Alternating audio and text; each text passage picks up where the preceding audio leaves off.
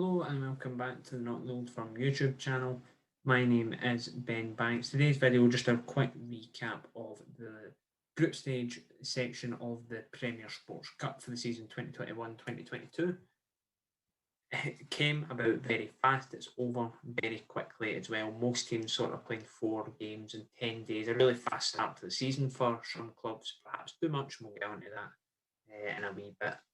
But if you haven't already subscribed, please do so, it'd be much appreciated as we move into the league season, where the stuff on here will become a bit more regular as we go through the league calendar. We'll probably be doing things a bit differently, but we'll have more than that across our social channel on Twitter and on our YouTube throughout the week. We won't go through every single game, because if I did to go through every single game in the Premier Sports Cup, we would be here for about 3 hours.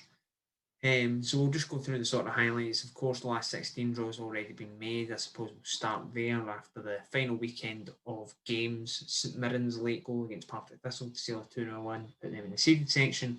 Hearts, despite winning all their games without conceding a goal, miss out on the seeded section by a goal. It could prove to be costly, as a wee graphic should appear on your screen about now.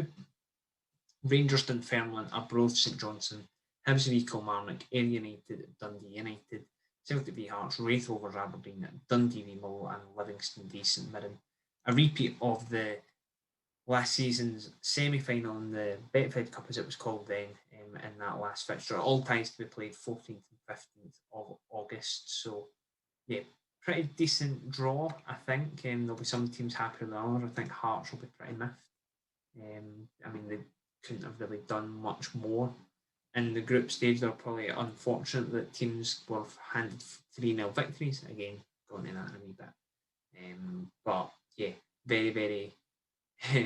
I don't know if unfortunate is the right word. Celtic are in a bit of a transition phase now. They've also got them in the league this weekend. So yeah, that tie is certainly probably the most interesting of the round. Hearts are a bit of an unknown quantity coming back up from the Championship to the Premiership. It'll be interesting to see how they do.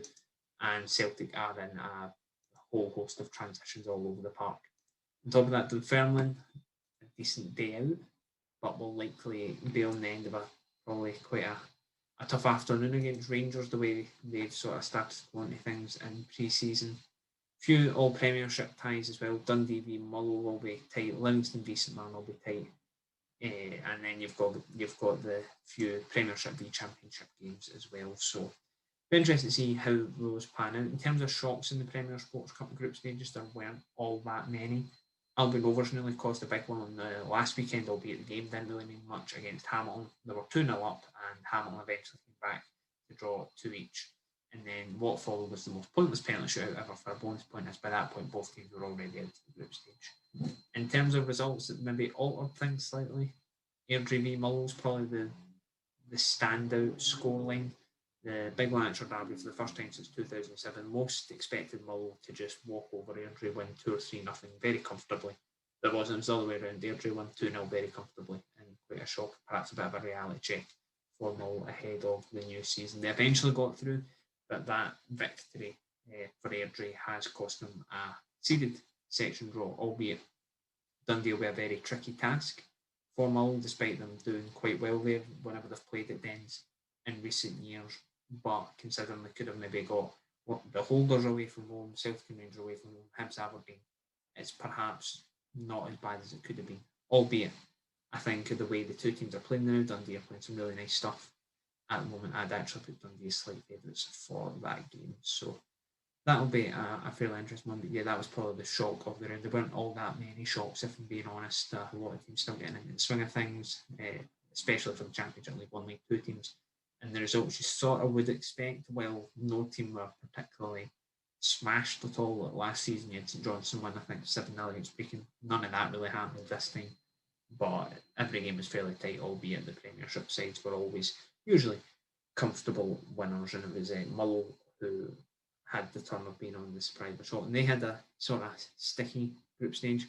Queen's Park were unlucky not to get a point against them at the game for Hull. They were 2-0 down against Queen of the South. Lost to Airdrie, and then eventually the Annan Athletic game at the weekend was a lot more comfortable.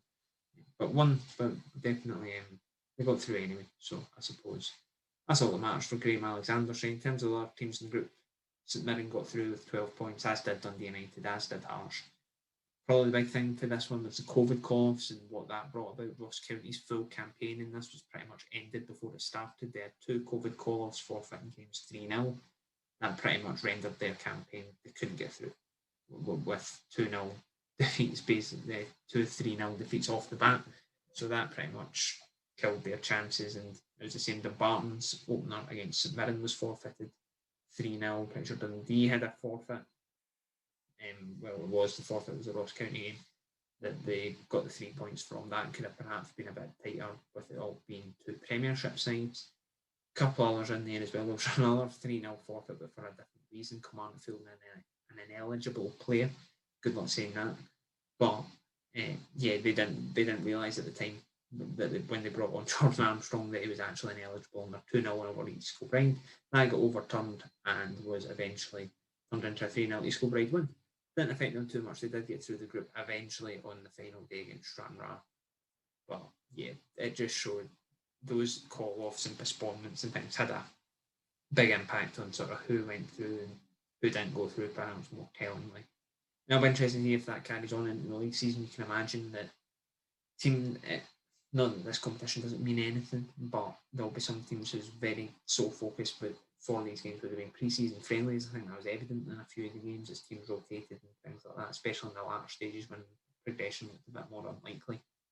And yeah, this, when you get pinged or you're in close contact with somebody and you need to self-isolate for 10 days despite testing negative 3 and 4 times, I personally feel that there needs to be some sort of discrepancy, some sort of rule change there to allow players to come back in, even if they're having to self-isolate for a couple of days. Not Livingston shut down for different bits and bobs, all the staff members and players during the Premier Sports Cup group stages. You can't really gauge where they're at the moment because of the amount of call-offs they've had.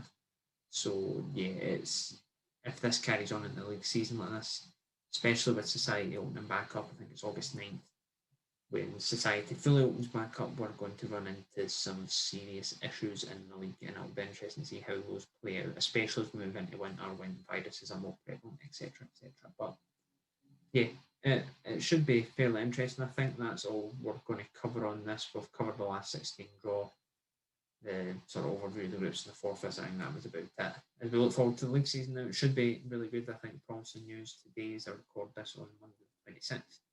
From Fir Park, they will allow 4,500 home fans into Fir Park for that game on Sunday, but also Hibs fans as well will get 2,000 in their allocation. The last time this was played in front of fans was in January 2020. There was 5,700 approximately there, I think, give or take. I think it might be 5,767 is the exact attendance, but regardless, it is in that ballpark and under the allocation that will be allowed to attend Fir Park on Sunday. So it's probably going to be as close to normality we've had since the pandemic started, and I think that's a positive sign as well for Scottish football moving into the season, as we open up society and hopefully see full stadiums again.